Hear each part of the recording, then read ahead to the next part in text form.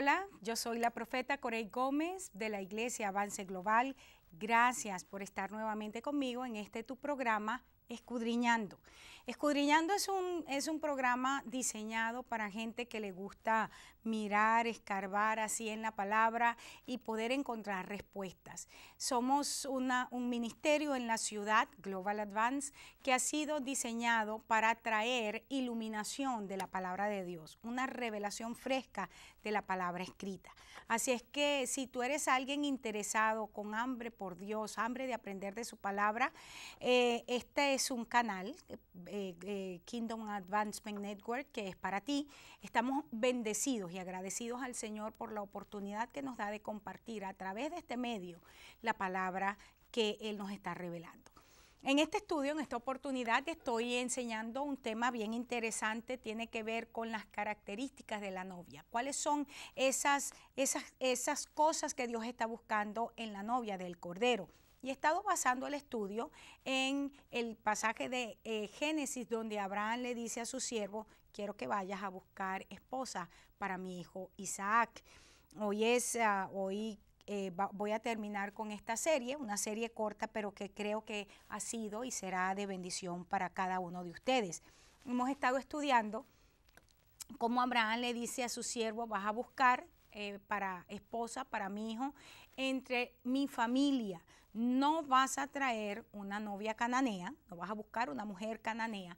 Y veíamos características de la mentalidad cananea, una mentalidad mercader, una mentalidad dependiente, una mentalidad de servidumbre, es una mentalidad errante que no echa raíces, una mentalidad que no tiene la capacidad para poder relacionarse adecuadamente con los demás miembros del cuerpo, una mentalidad víctima, una mentalidad que siempre piensan que se están metiendo con él. Es esa gente que en todas partes ve que lo están discriminando, no me quieren, no me toman en cuenta. Y el Señor dice: no quiero una mujer cananea como esposa de mi hijo. El Espíritu Santo está en este tiempo sanando nuestras heridas, porque ciertamente venimos al Señor con raíz de rechazo, ciertamente venimos al Señor con problemas serios de amargura por situaciones que vivimos en el pasado, falta de perdón. Pero cuando el Espíritu Santo empieza a operar en nuestros corazones, empieza a sanar nuestro ser interior. Este es el momento donde tú necesitas tomar la decisión de que el Señor trabaje en tu vida y que procese tu vida, que circuncide tu entendimiento, que circuncide tu corazón. No puedes seguir saltando de congregación en congregación, porque en ninguna congregación encuentras asidero. La gente que anda saltando de lugar en lugar como que con la marca de Caín, siempre digo, andan con la maldición de Caín aquí puesta en la frente, y todo el mundo sabe que son gente que no es de pacto, gente que son cabras porque están exaltando. Nunca encuentran lugares de delicados pastos donde puedan descansar, porque no hay ningún buen pastor, ni tampoco tienen la capacidad para llevarlos a ninguna parte. Siempre vas a encontrar gente de ese estilo. Si tú no eres gente así, pero te relacionas con gente de esa manera, huye de esas relaciones. La Biblia dice, y lo leíamos en Sofonías capítulo 1, verso 11, dice que todos los mercaderes, y ahí la palabra mercaderes cananeos, todos los cananeos serán destruidos. Dios está removiendo, y una de las cosas enfáticas en este tiempo, en el 2015, en la palabra, y no porque estamos en el 2015 en el calendario gregoriano, sino estamos hablando de la palabra profética para el año 2015, la Jin Hei 5775 en el calendario hebreo, que ese sí empezó. Entonces, lo que el Señor está diciendo es que su Espíritu Santo está viniendo a nuestras vidas y va a remover todo lo que pueda ser removido, va a conmover, usando la palabra de Reina Valera en la carta a los Hebreos. Dice que recibamos entonces un reino que es inconmovible. Quedábamos en el programa pasado en una característica que tiene que ver con el hecho de que el Señor está buscando una novia que tenga la capacidad de servirlo a Él. Y veíamos, dice en el pasaje, dice que cuando el siervo de Abraham llegó a aquella ciudad, hace una oración y le dice: Señor, que yo pueda encontrarme con la mujer que tú has destinado para mi Señor, hablando de Isaac, y que sea virgen, que sea hermosa, y se colocan las características. Y te explicaba, iniciaba explicándote algunas de esas características. Me gustaría que la volvamos a ver, porque dice allí en el verso, específicamente en el verso 14, dice, sea pues que la doncella a quien yo dijere, baja tu cántaro, te ruego para que yo beba, y ella respondiere, bebe, también daré de beber a tus camellos, que sea esta la que tú has destinado para tu siervo Isaac. En esto conoceré que habrás hecho misericordia con mi señor. Y en el verso 16 dice, cuando ya ella llega, dice, y la doncella era de aspecto hermoso, muy virgen, que es una frase muy interesante para mí, a la que varón no había conocido, la cual descendió a la fuente y llenó su cántaro y se volvía. Te decía que la palabra hermoso aquí está hablando de que el Señor está buscando por una iglesia que realmente represente su gloria. En el Salmo 149 dice que el Señor hermoseará el rostro del humilde con su alabanza.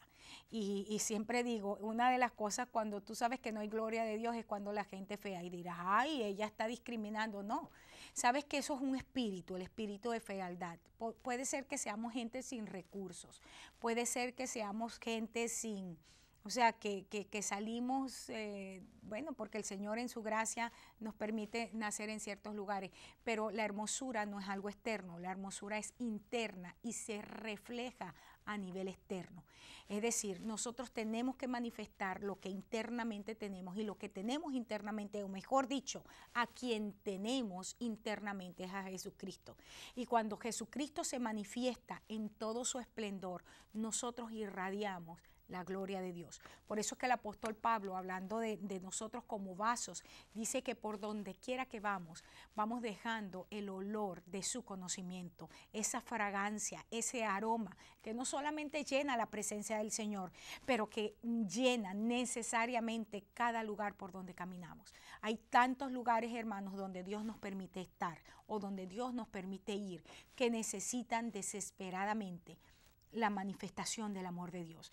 Tú y yo somos los vasos que Dios quiere usar para un tiempo como este, para que su gloria se manifieste, para que su poder se manifieste. Dice que es hermosa. Y en Apocalipsis dice también que él está ataviando a su novia. Y dice que la está ataviando con vestiduras que representan obras de justicia. Entonces, hermanos y hermana que me estás oyendo, este es el tiempo donde Dios está trabajando en su iglesia de una manera sobrenatural, de una manera espectacular. Y Dios está haciendo de nosotros gente que manifieste su gloria de manera digna. Me gusta que la frase que sigue es que era muy virgen. En primer lugar, porque se es virgen o no se es virgen, pero no se es muy virgen o sea, ese adverbio que está calificando a ese sustantivo virgen, está diciendo que es bastante virgen, que tiene un nivel de virginidad alto, es lo que quiere decir.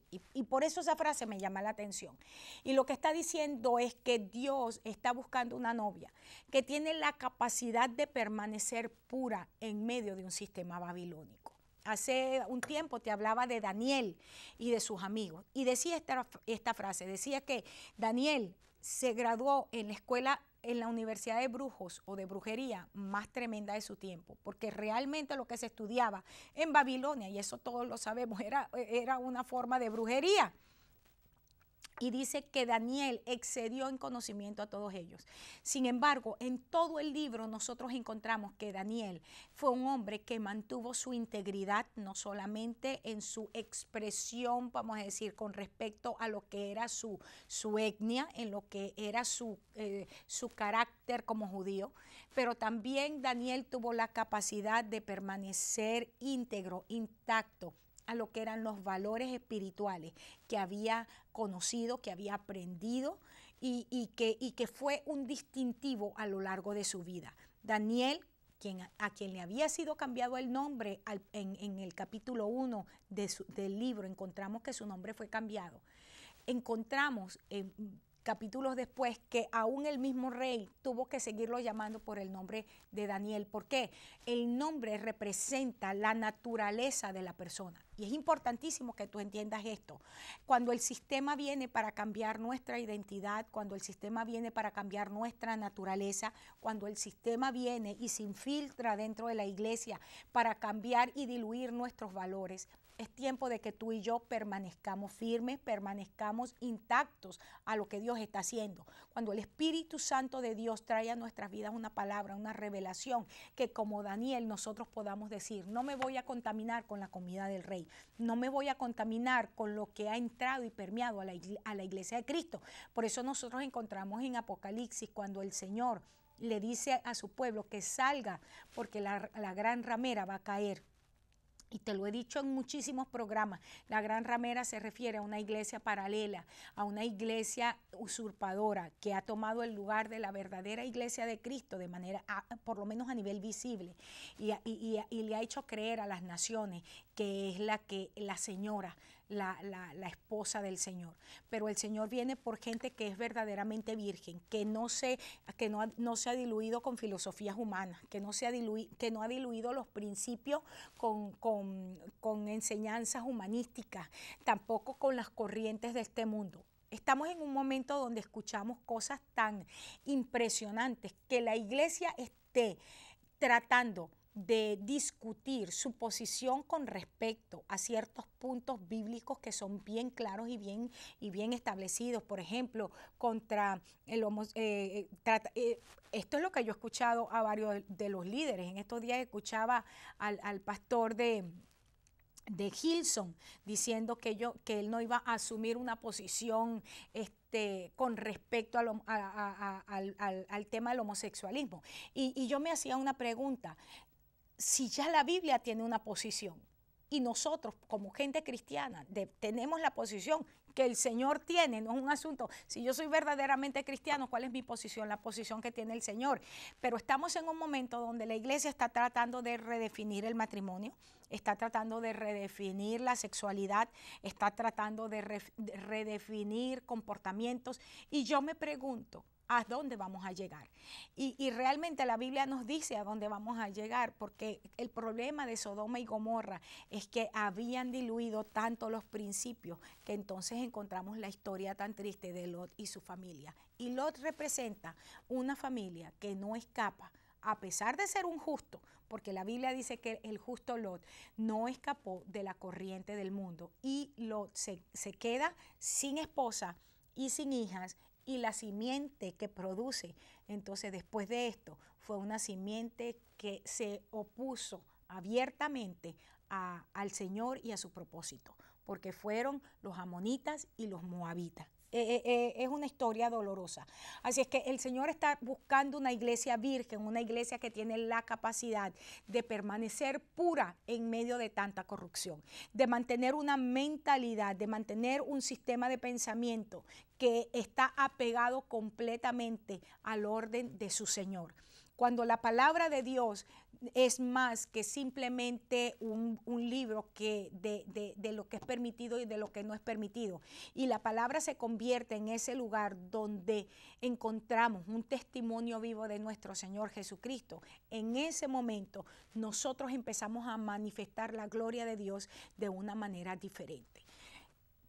Tiene que siempre salir a relucir, y me llama poderosamente la atención cuando Moisés sube a Sinaí. Dice la palabra que estando él en Sinaí y Dios se manifiesta de una manera poderosa. Dice que por el dedo de Dios mismo empezó a escribir aquellos mandamientos en las tablas, porque las escribió fue en el corazón de Moisés. Y le entrega a Moisés algo visible para que el pueblo, porque recuerda que el pueblo no había querido subir, y le entrega algo visible para entregarle al cuerpo. Dice que Moisés, cuando bajó de Sinaí, cuando bajó de ese monte, después de 40 días y 40 noches, encontró que el pueblo, viendo toda aquella manifestación impresionante de Dios, se había corrompido y había utilizado los recursos que Dios le había entregado el día que lo sacó de Egipto, los utilizó para hacer figuras a las cuales adorar, aquel becerro de oro. De manera impresionante, cuando Moisés baja en lugar de un pueblo arrepentido, venir y decir, hemos pecado, hemos hecho esto, nos hemos apartado impíamente de Dios. ¿Qué fue lo que le dijeron a Moisés?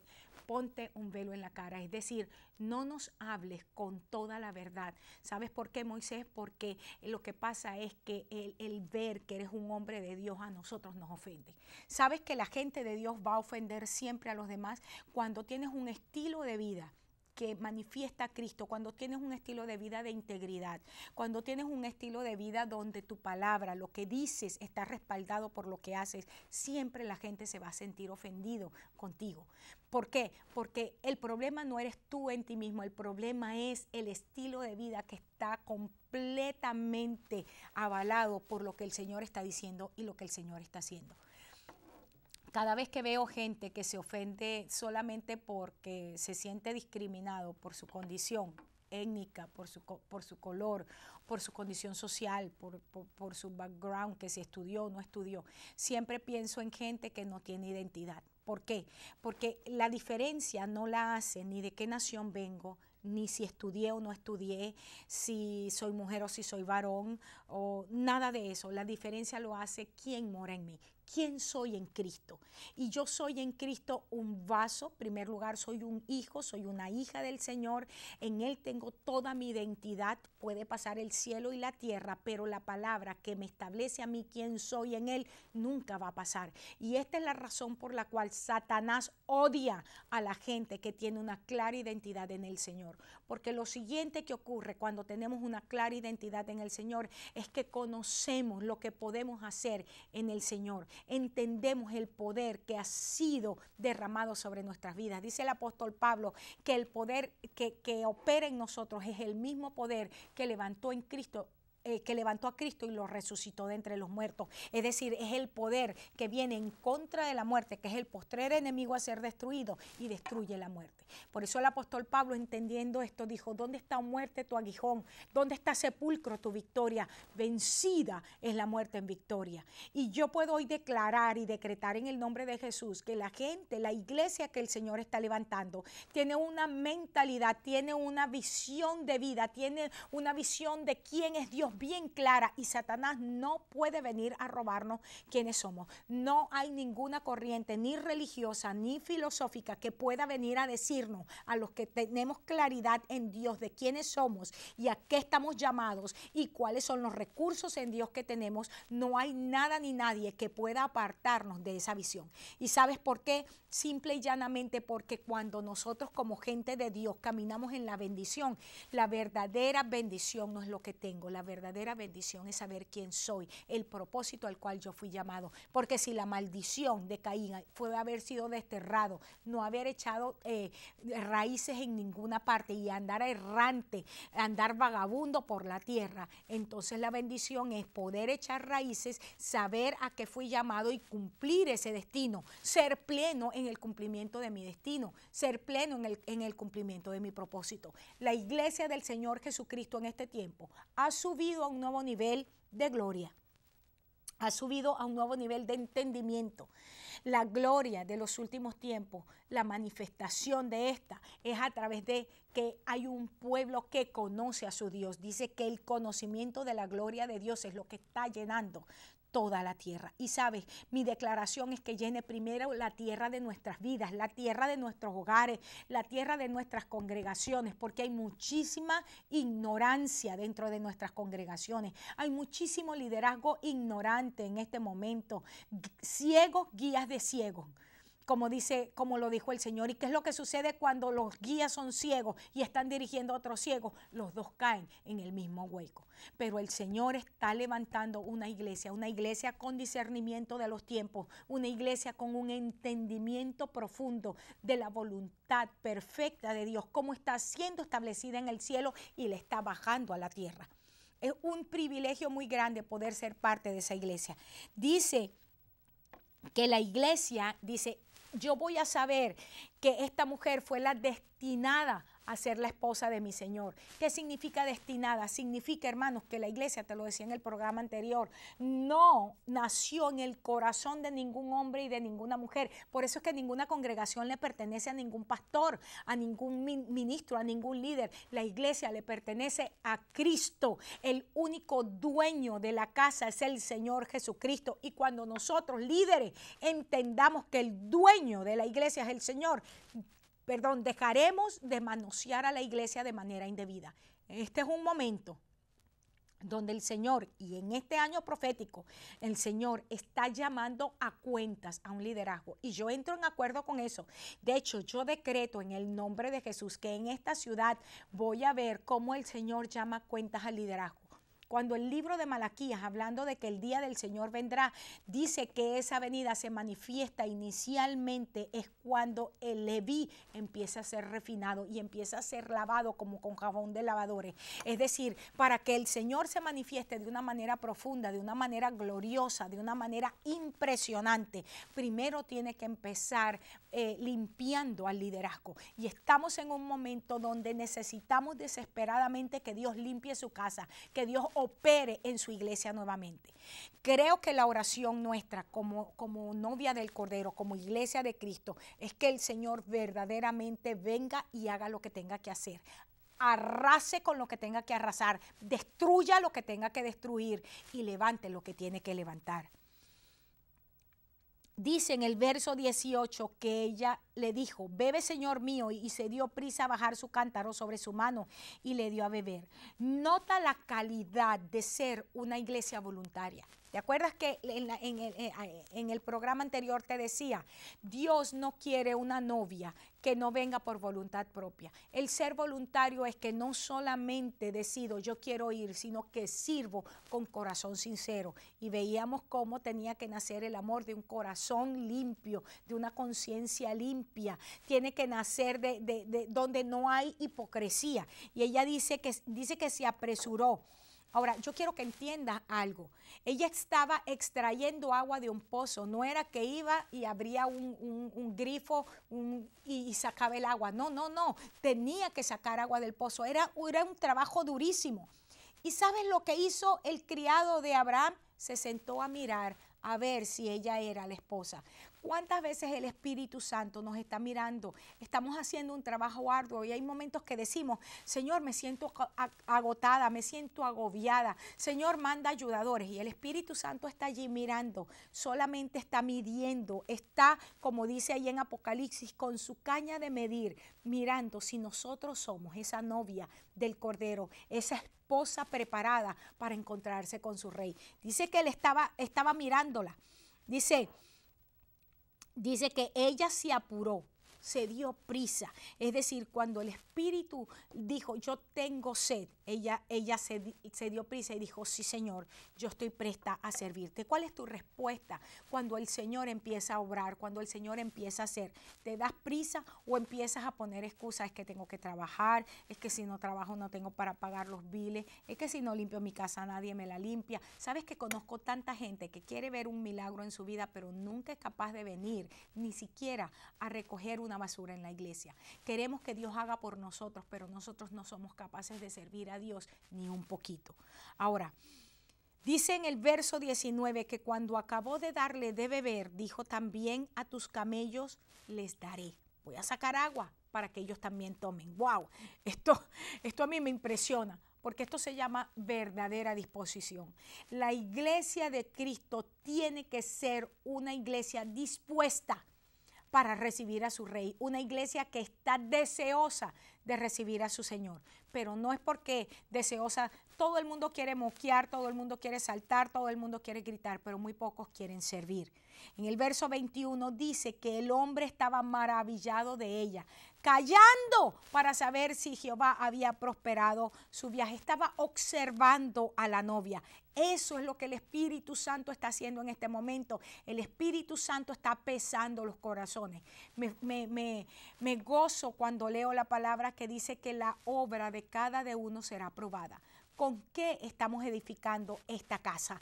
¿Con qué estamos edificando nuestros hogares? ¿Con qué estamos edificando nuestros ministerios? Porque el material que utilicemos va a ser probado por fuego.